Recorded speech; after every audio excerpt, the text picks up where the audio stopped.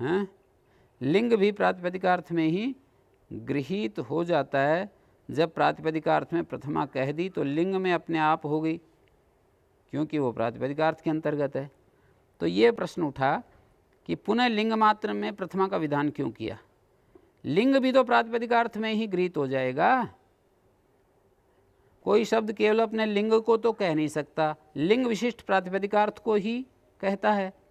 पुरुष शब्द जैसे पुरुष शब्द पुंस्त विशिष्ट मनुष्य रूप प्रातिपदिकार्थ को कहेगा।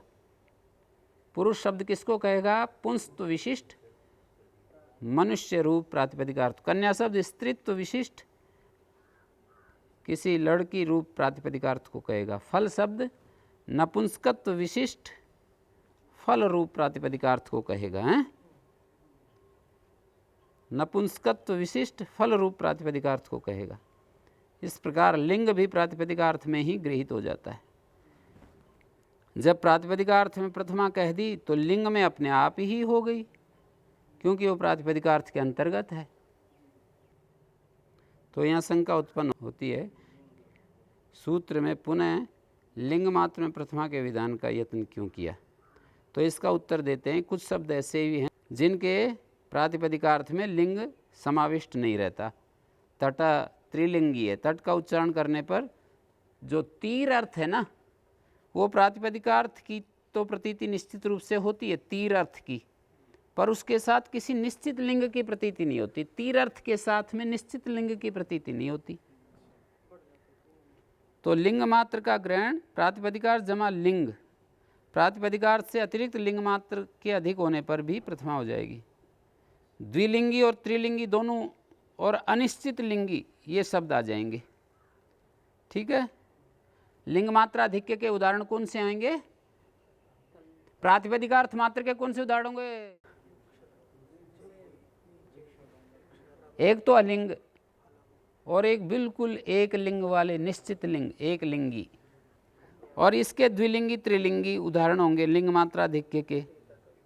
तटा तटी तटम और शुक्ल शुक्ला शुक्लम, ये भी त्रिलिंगी है। कृष्णा कृष्णा कृष्णम, गौरयम गौरियम, ये द्विलिंगी है। अयम गौ बोलते हैं वृषभ के लिए, ऋषभ बैल के लिए अयम गौ, और गाय के लिए यम गौ। अस्निरयम अस्निरयम, अस्नि शब्द पुल्लिंग में भी होता है और स्त्रीलिंग में भी, तो ये द्विलिंगी हैं। अस्नि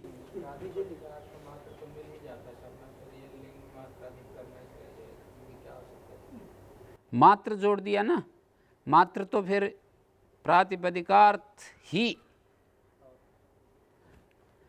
मतलब प्रातिपदिकार्थ क्या है? जिस शब्द के बोलने से जो अर्थ नियमतः भाषित होता है, जो अर्थ प्रातिपदिक को कभी छोड़ता नहीं है, हैं?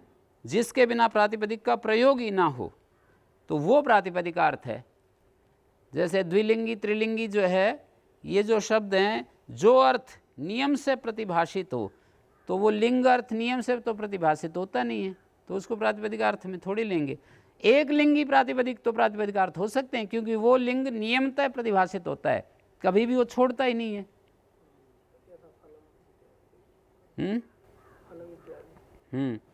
जिस अर्थ को प्रातिपदिक कभी नहीं छोड़ता, जिसके बिना प्रातिपदिक का प्रयोग ही ना हो, जिस शब्द से जो अर्थ नियमतः प्रतिभाषित होता है, वो प्रातिपदिकार्थ होगा। अब ये मैं बोल रहा हूँ जैसे गौरयम गौरियम, तो इसने लिंग रूप अर्थ को तो छोड़ दिया। जैसे जिसके बिना प्रातिपदिक का प्रयोग ही ना हो, ये जो हमने लक्षण किया था, तो स्त्रीलिंग के बिना भी गौ का प्रयोग हो रहा है, पुल्लिंग में हो रहा है। अयं गौ को लिए प्रयोग हो रहा है। शुक्ल आदि शब्द, जैसे शुक्ल कृष्ण आदि शब्द एक तो तत्तद वर्ण विशिष्ट वस्तु को कहते हैं, तब तो ये त्रिलिंगी हो जाएंगे।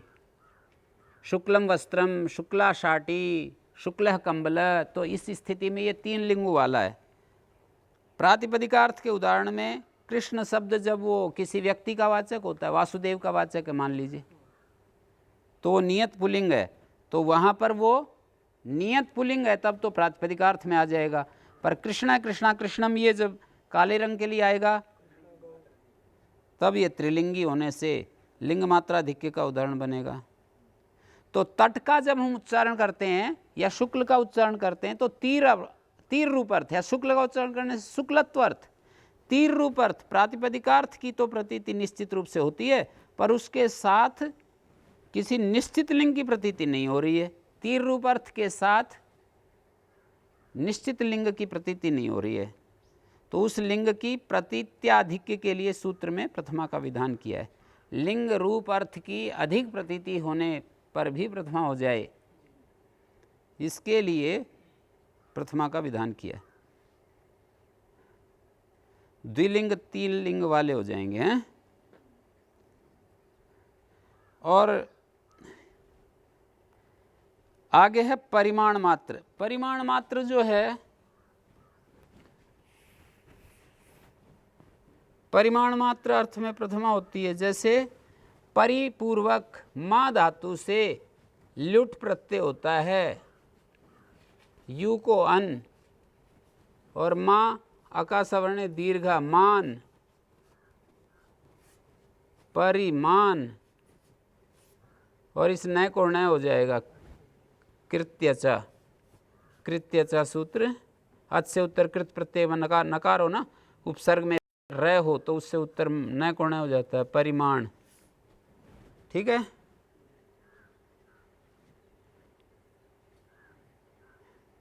परिमीयते अनेन परिमाणम, परिमाण का अर्थ होता है जिसके द्वारा मापा जाए।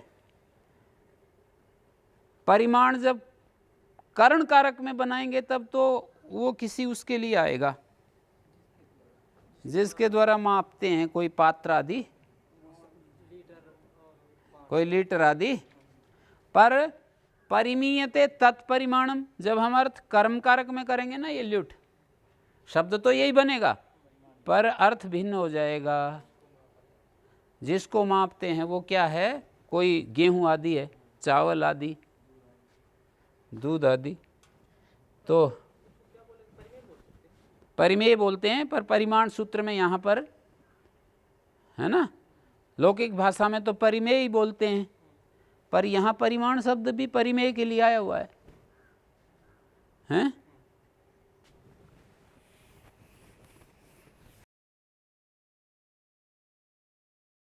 तो परिमाण मात्रा अधिक्य में किसी शब्द से केवल परिमाण की अभिव्यक्ति नहीं हुआ करती, बल्कि प्रातिपदिकार्थ जमा परिमाण की अभिव्यक्ति होती है। तो इसलिए परिमाण मात्रे प्रथमा में भी उसी अर्थ शैली में, जैसे लिंग मात्रा अधिक्य कहा था, परिमाण मात्रा अधिक्य प्रथमा होती है।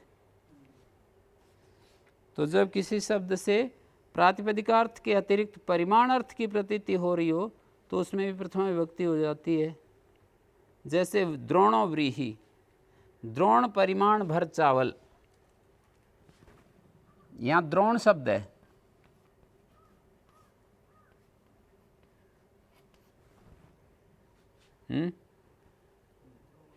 देखो एक द्रोण सामान्य होता है, एक द्रोण विशेष होता है, हैं? सामान्य विशेष। द्रोण पुराने काल की लकड़ी या लोहे से बना एक माप था जिसमें भर करके, लकड़ी या लोहे का बना हुआ, जिसके अंदर डाल करके चावल आदि, धान आदि मापते थे।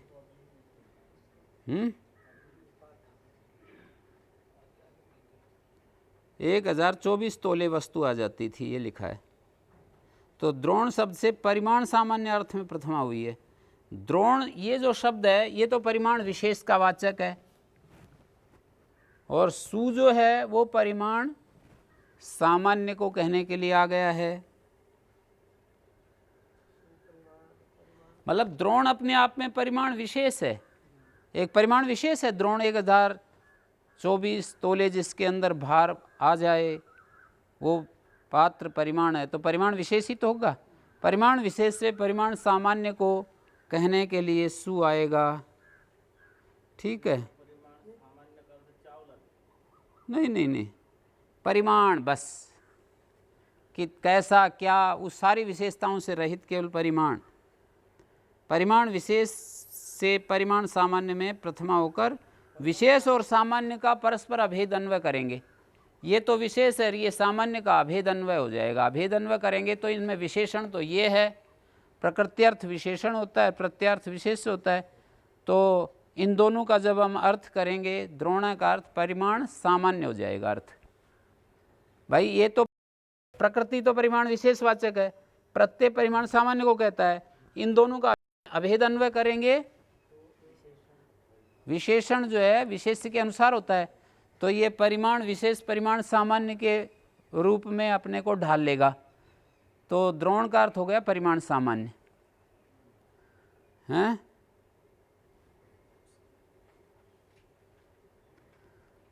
द्रोण रूप जो परिमाण सामान्य, ये अर्थ निकलेगा, मतलब द्रोण रूप परिमाण सामान्य, ये अर्थ निकलेगा।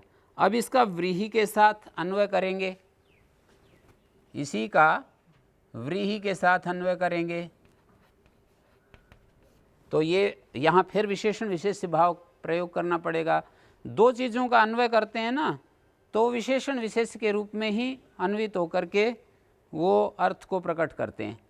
फिर इनका एक बार विशेषण विशेष का अन्वय करें या परिच्छेद्य परिच्छेदक रूप में अन्वय हो जाएगा। द्रोण सामान्य व्रीहि का परिच्छेदक हो जाएगा। ये परिच्छेद्य है, ये परिच्छेदक है। परिच्छेद्य परिच्छेदक भाव से अन्वय हो जाएगा इसका व्रीहि के साथ। परिच्छेद्य मानी जिसका माप करते हैं, परिच्छेदक जिसके द्वारा करते हैं। तो द्रोण सामान्य के द्वारा इसका परिच्छेद्य करेंगे तो परिच्छेद्य परिच्छेदक भाव से अन्वय हो जाएगा। ये परिच्छेदक, ये परिच्छेद्य, परिच्छेद्य परिच्छेदक, ठीक है। पहले तो ये परिमाण विशेष परिमाण सामान्य, तो द्रोण रूप परिमाण सामान्य हो गया। द्रोण रूप परिमाण सामान्य का अन्वय इस व्रीहि के साथ करेंगे तो व्रीहि परिच्छेद्य बनेगा। ये परिच्छेद्य परिच्छेदक भाव से अन्वय होगा। जैसे पहले प्रकृत्यर्थ का सु के साथ विशेषण विशेष भाव से अन्वय किया, इसी तरह से यहाँ पर परिच्छेद्य परिच्छेदक भाव से अन्वय हो जाएगा। परिच्छेदक द्रोण विशेषण होगा और परिच्छेद्य व्रीहि विशेष्य होगा। परिच्छेद्य परिच्छेदक में यदि पूछो कि कौन विशेषण है कौन विशेष्य है, परिच्छेदक जो होगा वो विशेषण होगा, परिच्छेद्य जो होगा, क्योंकि परिच्छेदक जो है उसी के लिए, जो जिसके लिए होता है वो विशेष्य हो, जिसके लिए वो विशेष्य और जो होता है वो विशेषण होता है। परिच्छेदक विशेषण बनेगा, परिच्छेद्य विशेष होगा, हैं। तो यह अर्थ होगा द्रोण रूप जो सामान्य परिमाण, इसका अर्थ तो यहाँ तक तो अर्थ हुआ द्रोण रूप जो परिमाण सामान्य, यहाँ से लेकर के यहाँ तक। और आगे बनेगा द्रोण रूप जो परिमाण सामान्य,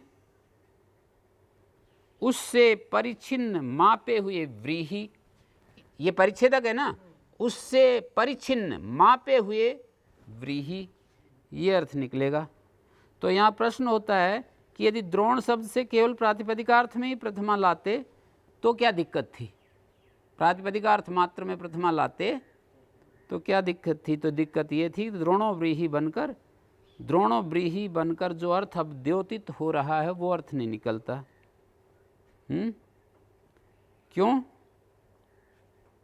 द्रोणो व्रीहि का अर्थ क्यों नहीं निकलता कि द्रोण शब्द से केवल प्रातिपदिकार्थ में प्रथमा लाते तो उसका व्रीहि के साथ संबंध होने पर परिच्छेद्य परिच्छेद भाव संबंध व्यक्त न हो सकता। तो उस संबंध को व्यक्त करने के लिए ही परिमाण सामान्य में प्रथमा विभक्ति लाई गई है। परिमाण सामान्य अर्थ में जो प्रथमा लाई गई है, प्रातिपदिकार्थ मात्र में सु कर देते, परिमाण मात्राधिक्य में प्रथमा होती है, ये नहीं करते तो इसका क्या हानि होती। द्रोण शब्द से केवल प्रातिपदिकार्थ में प्रथमा लाते तो उसका व्रीहि के साथ संबंध होने पर परिच्छेद परिच्छेदक भाव संबंध नहीं व्यक्त हो पाता।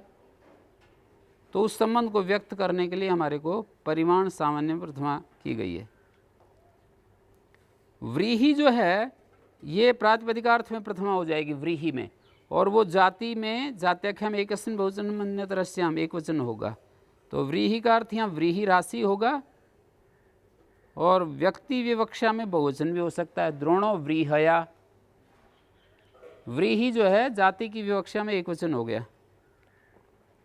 तो द्रोणो व्रीहि में ये दो प्रकार से अन्वय कर रहे हैं हम। पहले तो पहला जो अन्वय है द्रोण रूप विशेष परिमाण का, प्रथमा के अर्थ परिमाण सामान्य के साथ अन्वय। प्रथमा का जो अर्थ है ना, सुप्रथमा का अर्थ परिमाण सामान्य, उसके साथ अन्वय। इसमें प्रकृत्यर्थ विशेषण और प्रत्यार्थ जो है वो विशेष्य है। विशेषण विशेष्य का अभेद होकर, विशेषण और विशेष्य का अभेद होकर द्रोण रूप परिमाण सामान्य, द्रोण रूप परिमाण सामान्य, ये अर्थ निकला। अब दूसरा अन्वय में द्रोण और व्रीहि के मध्य अभेदान्वय कर रहे हैं। अब व्रीहि को द्रोण के साथ अभिन्नता की प्राप्ति करा रहे हैं।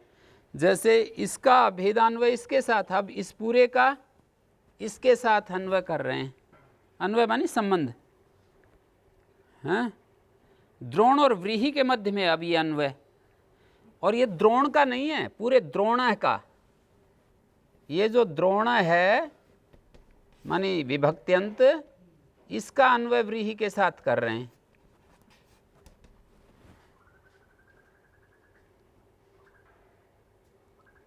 द्रोण और व्रीहि के मध्य में, यहाँ द्रोण विशेषण और व्रीहि ये विशेषण है और ये विशेष्य है,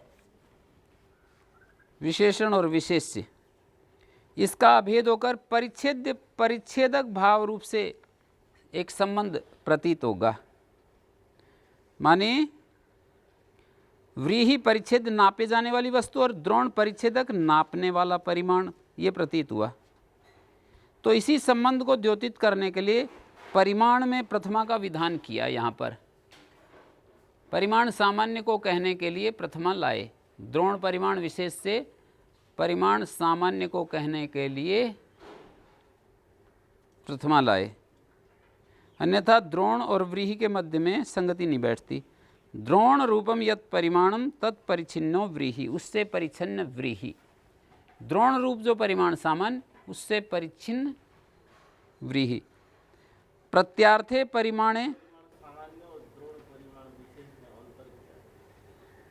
हैं किसमें?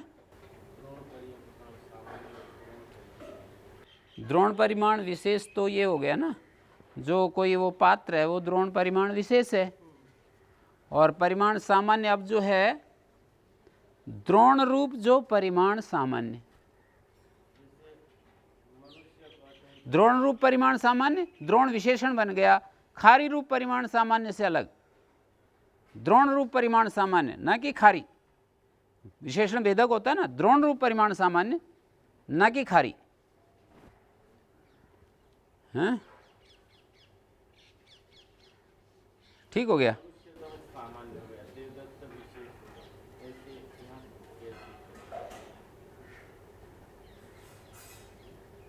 देवदत्त विशेष हो गया। यहाँ तो द्रोण विशेष है, द्रोण रूप विशेष, द्रोण विशिष्ट जो परिमाण सामान्य, द्रोण विशिष्ट जो परिमाण सामान्य, ये भेदक हो गया, खारी विशिष्ट नहीं। जो परिमाण सामान्य है वो द्रोण विशिष्ट है, न कि खारी विशिष्ट। जो परिमाण अर्थ है वो द्रोण विशिष्ट है, न कि खारी विशिष्ट, ऐसे हम कहेंगे। तो द्रोण रूप जो परिमाण है उससे परिच्छिन्न व्रीहि, ये अर्थ हो गया। जब प्रत्यार्थ परिमाण है तो प्रकृत्यर्थ जो है वो अभेदेन संसर्गेण विशेषणम, ये जो प्रत्यार्थ है यहाँ, ये परिमाण मात्र में प्रथमा आई है ना, परिमाण मात्र में प्रथमा आई है, ये परिमाण मात्राधिक्य में प्रथमा आई है।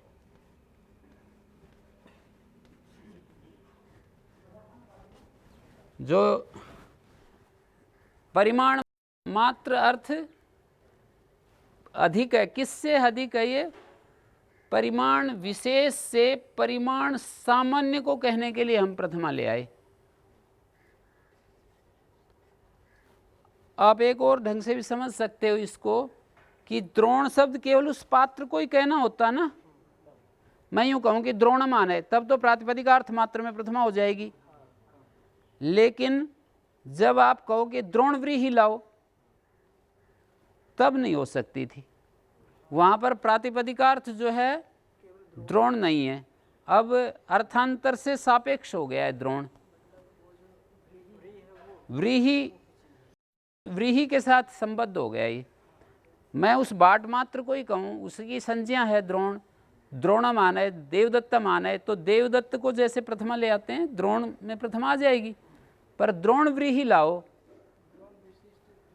हाँ, तो अब इसमें जो है द्रोण शब्द व्रीहि को कह रहा है ना, मापने योग्य, द्रोण से मापने योग्य जो, तो परिमाण का अर्थ हो गया परिमेय। परिमेय अर्थ अधिक आ गया है, तो उसको कहने के लिए प्रथमा आ गई, उसके कहने के लिए प्रथमा आ गई। द्रोण शब्द परिमेय अर्थ से ज्यादा, परिमेय अर्थ की अधिकता वाला हो गया। पहले तो परिमाण मात्र, परिमाण जो एक विशेष परिमाण है उसको कह रहा था, अब परिमेय अर्थ उसमें उसके द्वारा मपा हुआ जो वस्तु है, मपी हुई वस्तु, उसको कह रहा है, हैं? और इसको वचन मात्रे को कैसे समझोगे? पाणिनि से पूर्ववर्ती आचार्य वचन शब्द से 1, 2 आदि संख्याओं का ग्रहण करते थे। पाणिनि ने उसी अर्थ में वचन शब्द का प्रयोग किया है। 1, 2, 3 इसको वचन कहते थे पूर्वाचार्य। संख्या मात्र को द्योतित करने के लिए प्रथमा का प्रयोग हो जाता है। उक्तार्था नाम अप्रयोगा, एक शब्द ही एकत्वर्थ को कह रहा है, द्विशब्द ही द्वित्वर्थ को कह रहा है, बहुशब्द ही बहुत्वर्थ को कह रहा है, तो फिर उसको कहने के लिए सुऔजस नहीं आ सकता था उक्तार्था नाम अप्रयोगा न्याय से, हैं? एक शब्द मानी एकत्व, और वो एकत्व अर्थ सु के द्वारा भी कहा जाता है, प्रकृति एक के द्वारा भी। जो एक शब्द है ना, है जी, अधिक इसलिए नहीं किया कि अधिक है ही नहीं। यहाँ तो एक शब्द का एकत्वर्थ है, और इस सु का भी एकत्वर्थ है। एक का अर्थ क्या है? एकत्व, और सु का क्या अर्थ है? एकत्व। तो एकत्व को कहने के लिए सु आता है, एकत्व को तो एक ही कह दिया, एकत्व को कहने के लिए तो सु आता है, और एकत्व अर्थ एक के द्वारा ही। जैसे वृक्ष से सु आता है ना, वो एकत्व को कहने के लिए आ जाता है। वृक्ष जो जाति रूप अर्थ था, और वो जाति हमेशा व्यक्ति में रहती है, तो वृक्ष जाति विशिष्ट जो वृक्ष व्यक्ति है उसके एकत्व को कहने के लिए आ जाता है सु, और औ द्वित्व को कहने के लिए आ जाता है। वृक्ष जाति विशिष्ट जो वृक्ष व्यक्ति हैं, ठीक है, वृक्ष जाति विशिष्ट वृक्ष व्यक्ति उसका एकत्व, वृक्ष जाति विशिष्ट वृक्ष व्यक्ति उसका द्वित्व, वृक्ष जाति विशिष्ट वृक्ष व्यक्ति उसका बहुत्व, उसको कहने के लिए आ गया एक वचन द्विवचन बहुवचन, मतलब सुऔजस। लेकिन यहाँ पर स्थिति एक शब्द एकत्व को कह रहा है, सु भी एकत्व कह रहा है, सु कैसे आएगा? उक्तार्था नाम प्रयोग न्याय है। जो एक अर्थ कह दिया जाता है, किसी प्रकृति के द्वारा ही कह दिया, तो उसको कहने के लिए प्रत्यय नहीं आएगा। तो उक्तार्था नाम प्रयोग होने पर भी यहाँ सु आ जाए,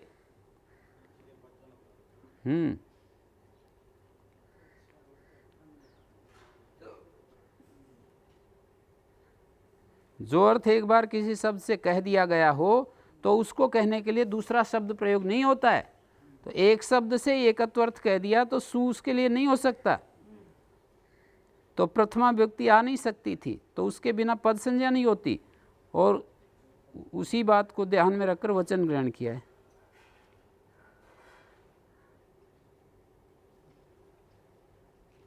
सूत्र में मात्र शब्द का ग्रहण करने का प्रयोजन क्या है कि प्रातिपदिकार्थ आदि से कर्मादि अर्थों की अधिकता प्रतीत हो तो प्रथमा विभक्ति हो जाती है। यदि मात्र नहीं कहते ना, तो प्रातिपदिकार्थ आदि से कर्मादि अर्थ भी अधिक होते ना, प्रातिपदिकार्थ मात्र से कर्मादि अर्थ अधिक होते, तो भी प्रथमा हो जाती है। अब तो प्रातिपदिकार्थ मात्र में प्रथमा होगी, कर्मादि अर्थ तो उसके द्वारा व्यावृत समझे जाएंगे। प्रातिपदिकार्थ से कर्मादि अर्थ को व्यावृत समझेंगे। जैसे प्रातिपदिकार्थ प्लस कर्म अर्थ आ गया तो वहाँ फिर कर्मणि द्वितीय होगी, करण अर्थ आ गया प्रातिपदिकार्थ के साथ तो तृतीय होगी, संप्रदान हो गया चतुर्थी होगी। हैं कर्मादि अर्थों की अधिकता प्रतीत होगी तो फिर प्रथमा